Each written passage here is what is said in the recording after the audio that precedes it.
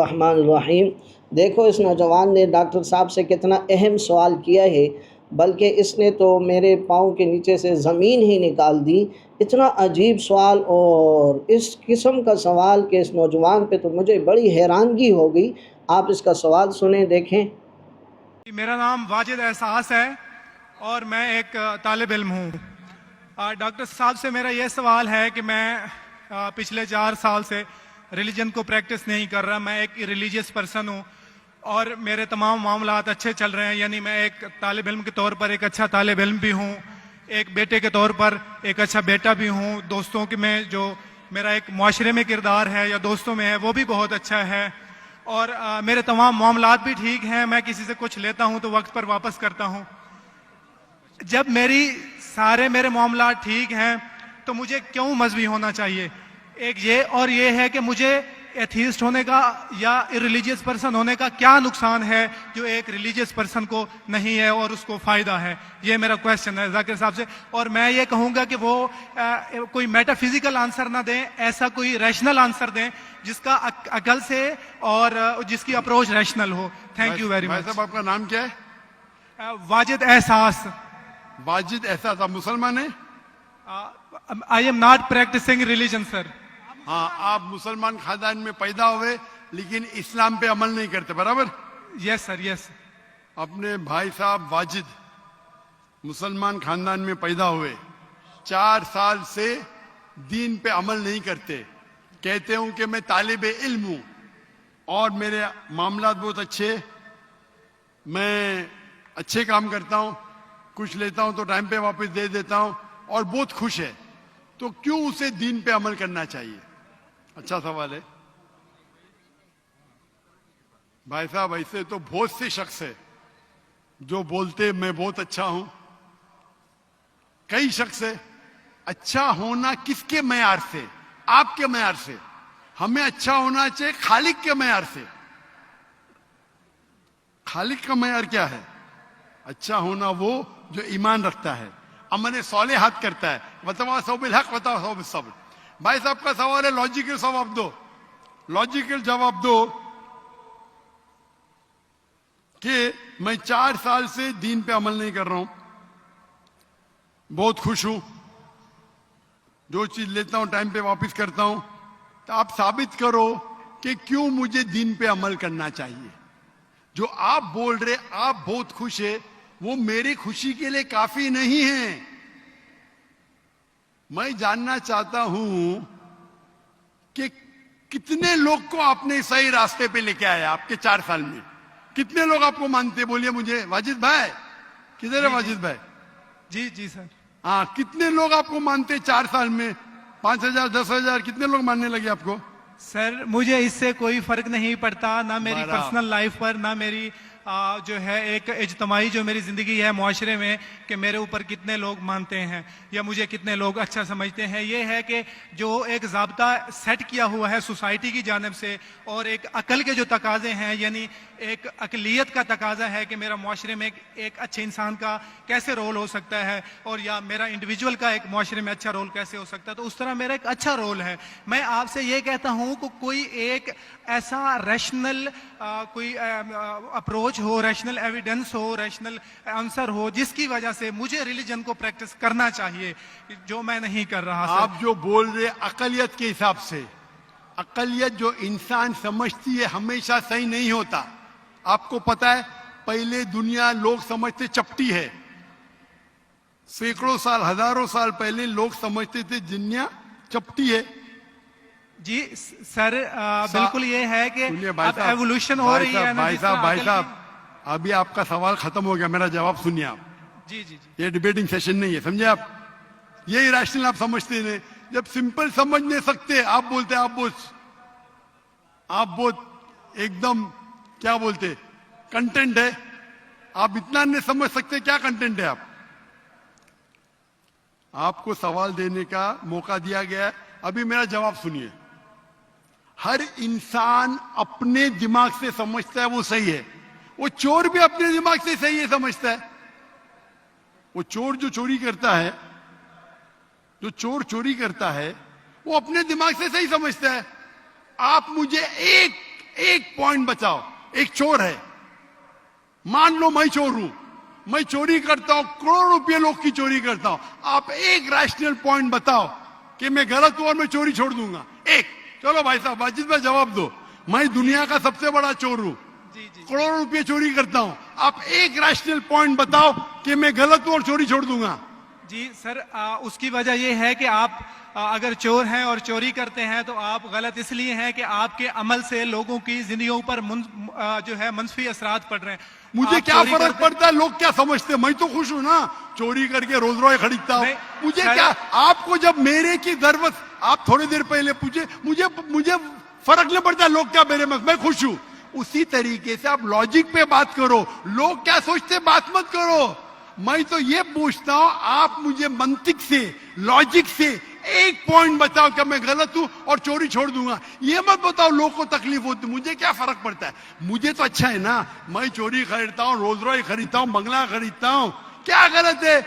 लोग को तकलीफ होती, मुझे क्या फायदा, मुझे क्या नुकसान उससे, आपको नुकसान है। आप ये बताओ मेरा नुकसान क्या है, एक दो नहीं।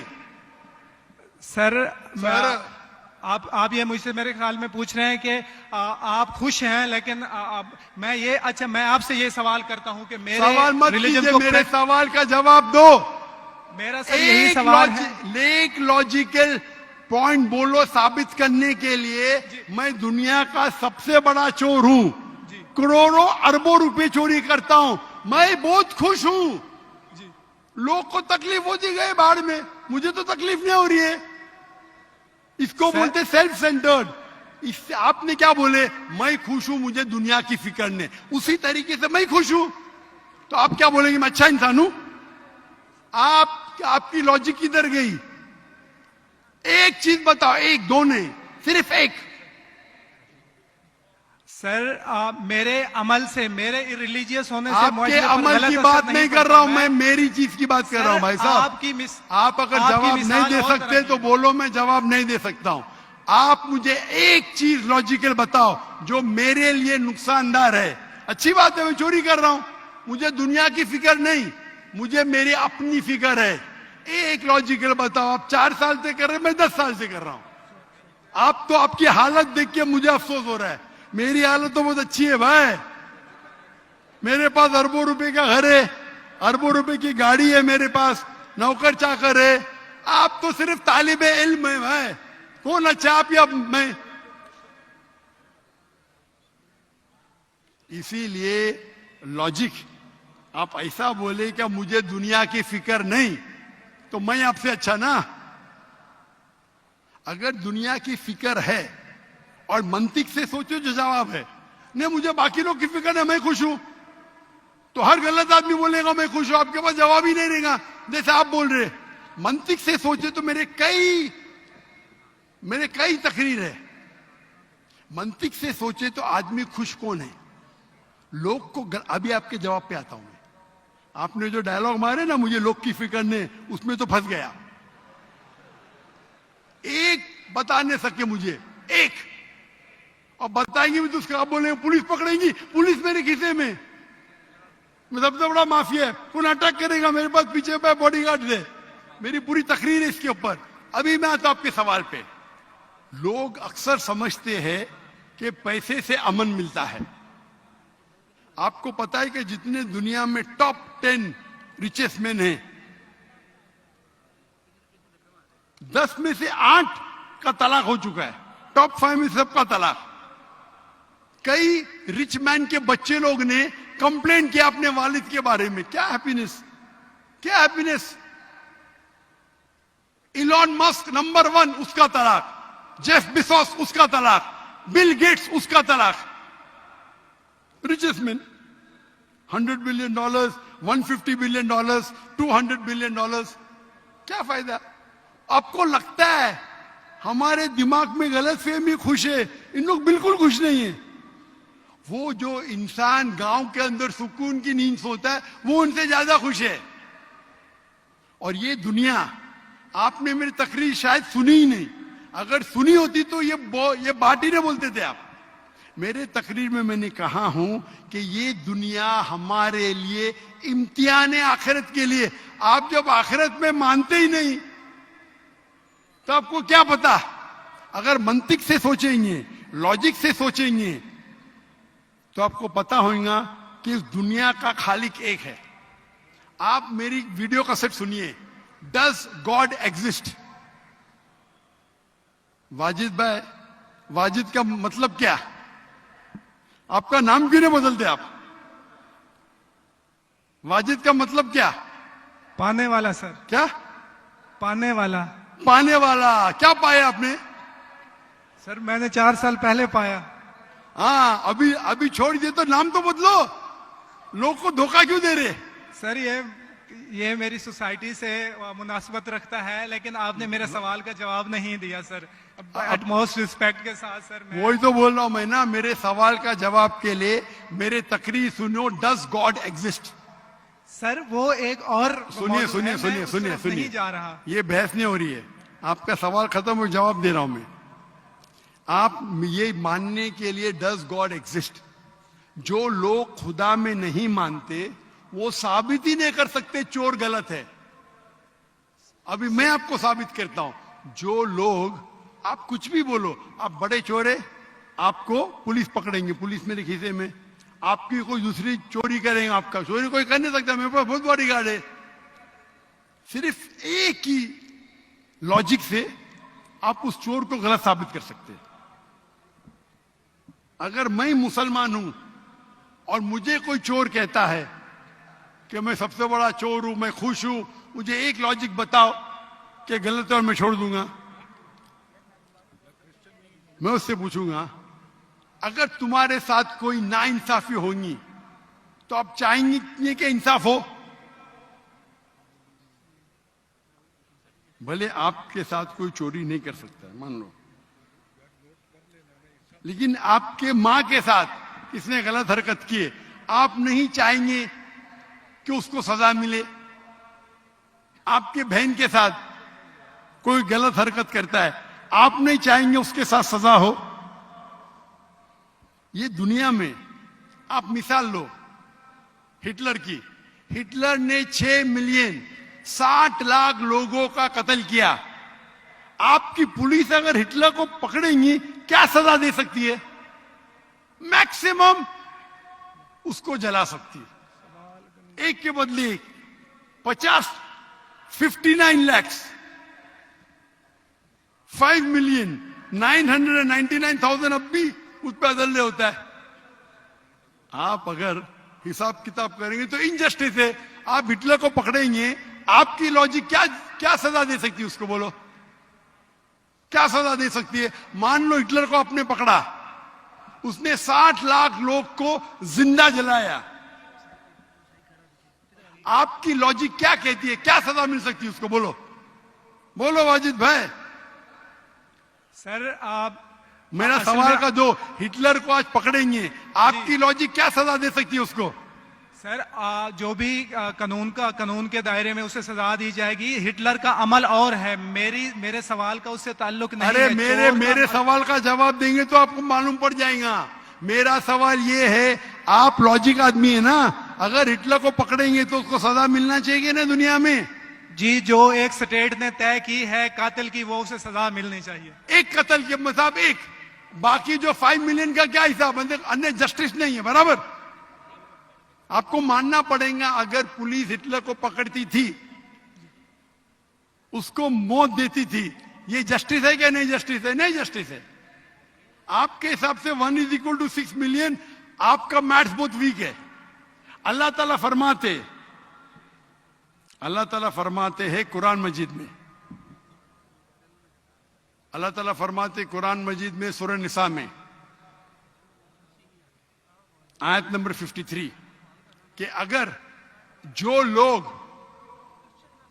अल्लाह के आयतों में नहीं मानते और आखिरत में अल्लाह ताला उनको जहन्नम की आग में डालेगा, और जितने बार, सूरह निसा सूरह नंबर 4 आयत नंबर 56, 53 ने 56, जितने बार उनकी चमड़ी जलेंगी उतने बार उनको नई चमड़ी दी जाएंगी। आज साइंस कहती है कि दर्द होने के लिए चमड़ी के अंदर पेन रिसेप्टर है, पहले नहीं पता था। अगर आपको सीवियर बर्न इंजरी होती है तो डॉक्टर लेता है सुई और टोचता है। अगर आपको दर्द होता है तो डॉक्टर खुश है, यानी डीप इंजरी नहीं है। अगर आपको दर्द नहीं होता है डॉक्टर को अफसोस होता है, डीप बर्न इंजरी, आपकी एहसास के पेन रिसेप्टर्स मर गए। तो अल्लाह ताला फरमाते हैं कि जो लोग अल्लाह के खिलाफ है और अल्लाह का कहना नहीं मानते, अल्लाह ताला उनको दोजख की आग में डालेंगे और जितने बार उनकी चमड़ी जलेंगी उतने बार नई चमड़ी देंगे ताकि वो दर्द का एहसास कर सके। तो अल्लाह ताला आखिरत में हिटलर को 6 मिलियन टाइम 12 मिलियन टाइम भी जला सकता है। ये अदल हुआ कि नहीं? हाँ कि नहीं? हमारे दुनिया में अदल हो ही नहीं सकता। तो इसीलिए चोरी खराब है तब मानेगा जब उसको मालूम पड़ेगा आखिरत है, हमारा खालिक है। विदाउट आखिरत आप साबित ही नहीं कर सके चोरी करना खराब है, बलात्कार करना, जिना बिल जब्र करना हराम है, आप साबित ही नहीं कर सकते। सिर्फ उस वक्त साबित कर सकते जब आपको पता लगेगा कि आखिरत है, हमारी इस जिंदगी के अलावा और एक जिंदगी है। और ये अदल सिर्फ तब हो सकता है जब हमारा खालिक है, हमारा मालिक है। और सिर्फ खालिक होना काफी नहीं है, खालिक के साथ आखिरत होना जरूरी है। अगर आखिरत नहीं है तो आप साबित ही नहीं कर सकेंगे कि चोरी करना खराब है, बलात्कार करना, जिना बिल जब्र करना हराम है, किसी का कत्ल करना हराम है। साबित ही नहीं कर सकते, आपके पास लॉजिक ही नहीं है। तो आप जो बात कर रहे 4 साल से आप खुश है, आपकी खुशी टेम्परेरी है, मेन खुशी तो है आखिरत। जैसा बोलते हैं ना, आपके लिए जन्नत है, बिल्कुल सही है वो हदीस अल्लाह के रसूल की। काफिर के लिए जन्नत है दुनिया, तेरे लिए वाजिद ये दुनिया जन्नत है, मैं मानता हूं। अल्लाह के रसूल की हदीस है। अगर तू कहता है कि तू इस्लाम छोड़ दिया, मतलब काफिर है, मुर्तद है, बराबर की नहीं, और डंके की चोट पे ऐलान कर रहा है, शर्म भी नहीं आती। एक तो गलती करता है, डंके की चोट पे ऐलान करता है। अल्लाह के रसूल फरमाते तेरे लिए ये दुनिया जन्नत है, हमारे लिए कैद है। आखिरत में दोजख में जब जाएगा, अंगार लगेंगी पांव पे तो ब्रेन विल बॉइल, भेजा उबलेगा। ये हदीस बिल्कुल वाजिद भाई, मेरी दरखास्त है आप कुरान तर्जुमे से पढ़िए और उसके ऊपर तदब्बुर करो। अब भी मौका है, अब भी मौका है समझ जाने का। डंके की चोट पे कहते कि 4 साल से मैं खुश हूं। जिस तरीके से अल्लाह के रसूल फरमाते, ये हदीस तुम पे हूबहू फिट होती है। मेरी दरखास्त है कि कुरान मजीद को समझ के पढ़ो और हर आयत को समझ के पढ़ो, वो जबान में जो जबान पे आपको महारत है। और मैं दुआ करता हूं अल्लाह से कि अल्लाह तुमको हिदायत दे। अगर आप माफी मांगे और सही रास्ते पे आ गए, फिर से मानने लगे कि अल्लाह एक है, अल्लाह के अलावा कोई भी माबूद नहीं है और अल्लाह के आखिरी रसूल मोहम्मद सल्लल्लाहु अलैहि वसल्लम है, इंशाअल्लाह। भी ज़रूर बताएं क्या हमारी नौजवान नस्ल दीन से कितनी दूर चली जा रही है, कुरान से कितनी दूर चली गई है कि अजीब के मज़हब को और दीन को अपने साथ मज़हब का या दीन का, इस्लाम का लेबल लगाना पसंद नहीं करती और बग़ैर दीन के, बग़ैर मज़हब के अच्छा इंसान बनना चाहती है। बग़ैर दीन मज़हब के तो आप लोगों की नज़रों में अच्छा इंसान तो आप बन सकते हो, लेकिन अल्लाह और उसके रसूल की नज़रों में आप कभी भी अच्छा इंसान नहीं बन सकते। मुझे और आपको ये दावत फ़िक्र दी जा रही है कि ए मेरे नौजवान, दीन के इल्म के अंदर मजबूती हासिल कर और ये नौजवान रहनुमाई के और इनकी तरबियत इस वक्त अगर हम लोग नहीं करेंगे, इनको दीन और कुरान नहीं सिखाएंगे तो आए दिन ये दीन से दूर होते जाएंगे। इसलिए मैं अपनी नौजवान साथियों से भी यही गुजारिश करूँगा कि दीन के अंदर पुख्तगी, इल्म के अंदर पुख्तगी को पैदा करें, कुरान लोगों के सामने बयान करना सीखें और कुरान लोगों के सामने रखें कि लोग कुरान की तरफ मुतवज्जे हों